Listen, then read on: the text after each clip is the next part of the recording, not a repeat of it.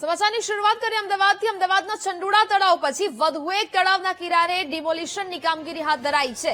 એસનપુર તળાવ પાસે ગેરકાયદેસર દબાણો દૂર કરવામાં આવ્યા। 1000થી વધુ ગેરકાયદેસર મકાનો પર તંત્રનું બુલડોઝર ફરી વળ્યું છે।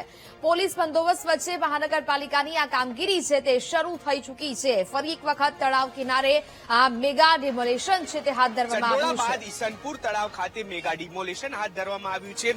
પોલીસ બંદોબસ્ત સાથે અત્યારે હાલ જે અમલ છે તે થઈ રહ્યો છે અને દ્રશ્યો પણ જોઈ શકાય છે કે તળાવ આસપાસ જે 1000 થી પણ વધારે જેટલા મકાનો હતા કે જે ગેરકાયદેસર બન્યા હતા તેમાં મશીન જે છે તે ફરી રહ્યું છે। ઇટાસી મશીન અને બુલડોઝર ફરી રહ્યું છે, એટલે કે ક્યાંક ચંડોળા તળાવ બાદ જે મેગા ડિમોલેશન છે તે હાથ ધરવામાં આવ્યું હતું અને અત્યારે હાલ પોલીસ અધિકારી આપણી સાથે છે, તેમની સાથે આપણે વાત કરવાનો પ્રયાસ કરીશું। સર, આ જે મેગા ડિમોલેશન ચંડોળા બાદ પછી આ મેગા ડિમોલેશન હશે, કયા પ્રકારે બંદોબસ્ત અને કયા પ્રકારે કામગીરી થશે? અમદાવાદ શહેરના ઈસનપુર પોલીસ સ્ટેશન વિસ્તારમાં ઈસનપુર તળાવ છે ત્યાં જે આસપાસ ગેરકાયદેસર બાંધકામ હતું એને અત્યારે તોડવા માટે એએમસી દ્વારા ડિમોલિશનની કામગીરી ચાલુ છે। આ ડિમોલિશનની કામગીરીમાં અમદાવાદ શહેર પોલીસ દ્વારા પ્રોપર બંદોબસ્ત ફાળવવામાં આવેલ છે।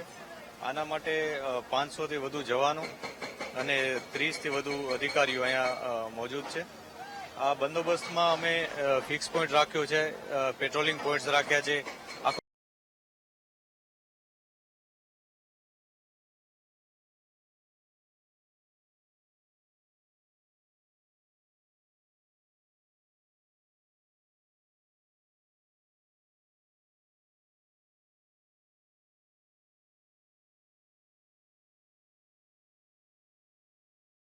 વાતચીત કરી છે એએમસી દ્વારા, એ લોકોને જરૂરી સુવિધાઓ પૂરી પાડવામાં આવી છે, તેથી લગભગ 70%થી વધુ લોકો અહીંયાથી જતા રહ્યા છે અને આજે અત્યારે પણ ઘણા બધા લોકો પોતાનો માલ સામાન લઈ અને મકાનો અને પોતાની જે દુકાનો વગેરે ખાલી કરી રહ્યા છે।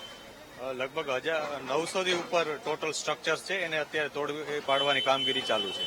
બિલકુલ, તો 1000 થી પણ વધારે જેટલા જે મકાનો છે તે તોડવામાં આવી રહ્યા છે અને દ્રશ્યો પણ જોઈ શકાય છે કે ખૂબ મોટું ગેરકાયદેસર બાંધકામ અહીં ઉભું થઈ ચૂક્યું હતું અને અત્યારે હાલ તેને ધ્વસ્ત કરવા માટે મહાનગરપાલિકાનું બુલડોઝર જે છે તે ફરી રહ્યું છે અને અહીં તળાવ પાસે જે દબાણ હતું તે દૂર કરવામાં આવી રહ્યું છે। એટલે કે ક્યાંક અમદાવાદ શહેરની અંદર જે ચંડોળા તળાવ હતું કે જેને ડિમોલેશન કરવા માટે જે ગેરકાયદેસર બાંધકામો હતા તેને તોડવા માટે થઈને તેમના દ્વારા આ જે કામગીરી કરવામાં આવી હતી ને ત્યારબાદ હવે સૌથી મોટી કામગીરી જે છે ત્યાં તળાવ એટલે કે ઈસનપુર તળાવ ખાતે થઈ રહી છે કે જે 1000 થી પણ વધારે જેટલા મકાનો છે તેને તોડવામાં આવી રહ્યા છે। કેમેરામેન નરેશ સોલંકી સાથે દીપક સોલંકી, વીટીવી ન્યૂઝ, અમદાવાદ।